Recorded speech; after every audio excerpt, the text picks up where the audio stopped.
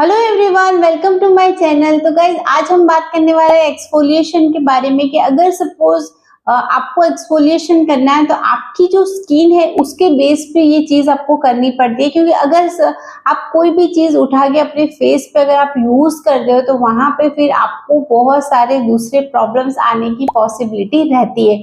Obviously अभी monsoon चल रहा है तो मॉनसून सीजन के अंदर क्या होता है कि हमारी स्किन के अंदर से ऑयल का प्रोडक्शन होता है, और अगर ऑयल का प्रोडक्शन एक्सेसिवली होता है बिकॉज ऑफ ह्यूमिडिटी तो हमारे जो पोर्स है वो क्लॉग हो जाते हैं और हमारी स्किन पे काफी सारा डेड स्किन लेयर जमा हो जाता है। तो ये सारी चीजों को आपको रिमूव करना पड़ता है, तभी जाके आप कोई भी स्किन केयर यूज करते हो तो वो प्रॉपर वे में पेनिट्रेट होती है, राइट। तो इसीलिए एक्सफोलिएशन बहुत ज्यादा इंपॉर्टेंट है। और इवन अगर किसी तरह का कोई फंगल है, फॉर एग्जाम्पल एक्ने है, पिंपल है, या तो फिर आपकी स्किन में ब्लैकहेड्स है, व्हाइटहेड्स है, या आपके बहुत ज्यादा पोर्स विजिबल हो गए, तो ये सारी चीजों को रिमूव करने के लिए आपको एक्सफोलिएशन का जो प्रोसेस है वो वीक में कम से कम 2 to 3 टाइम फॉलो करना पड़ता है। बट यहाँ पे एक क्वेश्चन है, तो वो क्वेश्चन यही है कि आपको आपकी स्किन के हिसाब से वो चीज करनी है।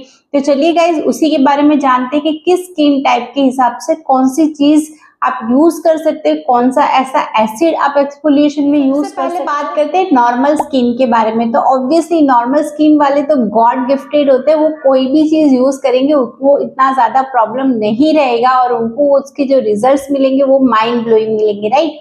तो अगर आपकी स्किन नॉर्मल है तो आप वीक में कम से कम 2 से 3 टाइम एक्सफोलिएशन कर सकते हो।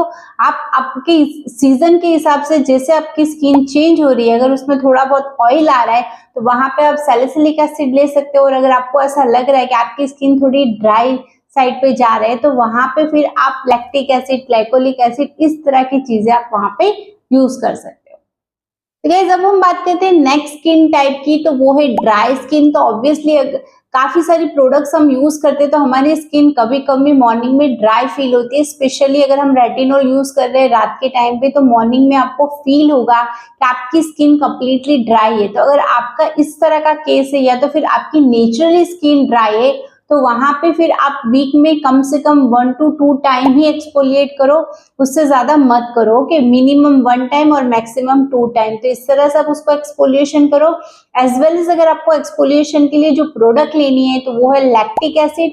आपको लैक्टिक एसिड थोड़ा सा मॉइस्चराइजिंग भी आपकी स्किन को करेगा और आपके जो भी डेड सेल है उसको बहुत अच्छे से रिमूव करेगा और आपके जो पोर्स है उसको भी क्लियर अप करेगा। तो आपके लिए सबसे बेस्ट जो चीज रहेगी वो है लैक्टिक एसिड। सी गाइस, आप फिजिकल स्क्रब की तरफ भी जा सकते हो, लेकिन बहुत माइल्ड वाले जो होते हैं उसी को लेना है, ऐसा जिसमें पार्टिकल बहुत ज्यादा बड़े बड़े हो, जो आपकी स्किन के ऊपर कोई टीयर जनरेट करे, इस तरह के स्क्रब्स आपको नहीं लेने। एकदम माइल्ड एक्सफोलिएशन फिजिकल स्क्रब में लेना है, या तो फिर अगर आप केमिकल एक्सफोलिएशन की तरफ जाना चाहते हो तो आप वहां पे लैक्टिक एसिड प्रेफर कर सकते हो।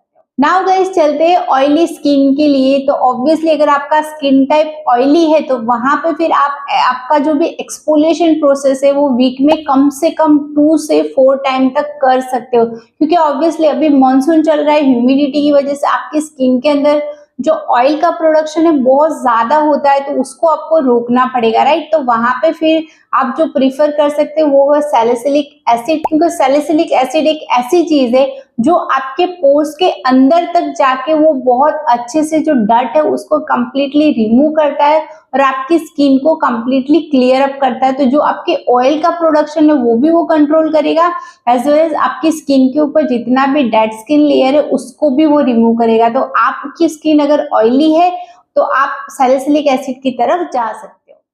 नाउ गाइस मूव होते हैं नेक्स्ट स्किन टाइप पे, वो है कॉम्बिनेशन स्किन। तो ऑब्वियसली कॉम्बिनेशन में जनरली टी जोन एरिया रहता है, वो बिल्कुल ऑयली होता है और बाकी का जो चिक का एरिया होता है वो कम्प्लीटली ड्राई होता है, राइट। तो इस तरह की जो स्किन टाइप होती है उनके लिए प्रोडक्ट चूज करना भी थोड़ा सा ट्रिकी हो जाता है। तो ऑब्वियसली यहाँ पे अगर आपके टी जोन एरिया में ऑयल का प्रोडक्शन ज्यादा हो रहा है तो आपको फिर वहां पे रिक्वायर्ड है salicylic acid, specially for the T zone area, right. और बाकी का जो रिमेनिंग पार्ट है आपका, जहां पे आपको ड्राइनेस फील होती है, तो वहां पे आप यूज करोगे लैक्टिक एसिड या तो फिर ग्लाइकोलिक एसिड, तो जिससे आपकी स्किन के अंदर एक बैलेंस बना रहेगा। तो इसके लिए एज पर, क्योंकि मैं खुद भी, मेरी स्किन भी कॉम्बिनेशन है, तो मैं यहाँ पे जो यूज करती हूँ वो मिनिमलिस्ट का यूज करती हूँ, जिसमें glycolic acid, lactic acid as well as salicylic acid तीनों चीज अवेलेबल है, बहुत बेस्ट वर्क करता है। तो आपको, आप स्पेशली इन द मॉनसून के अंदर 2 से 3 टाइम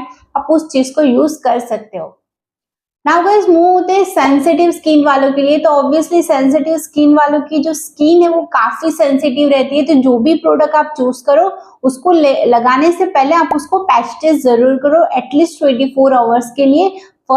फर्स्ट थिंग। उसके बाद जो सेकेंड चीज आती है वो है कि आपको एक्सफोलिएशन करना है तो आप वीक में ओनली 1 टाइम एक्सफोलिएशन करो, और जितना आपकी स्किन टॉलरेट कर पाती है तो ही आप सेकेंड टाइम पे जाओ, otherwise 1 time is more than enough. और आपको जो चीज यूज करनी है वो है मैंडेलिक एसिड या तो फिर पीएचए, राइट। ये दोनों में से कोई भी एक चीज आप ले सकते हो और ट्राई कर सकते हो, आपकी स्किन को अगर शूट होता है तो ही फिर आप उसको कंटिन्यू करो। तो ये चीज आपको खास ध्यान रखनी है, क्योंकि आपकी स्किन बहुत ज्यादा सेंसिटिव रहती है और सेंसिटिव स्किन के ऊपर हर चीज का रिएक्शन बहुत फास्ट आता है।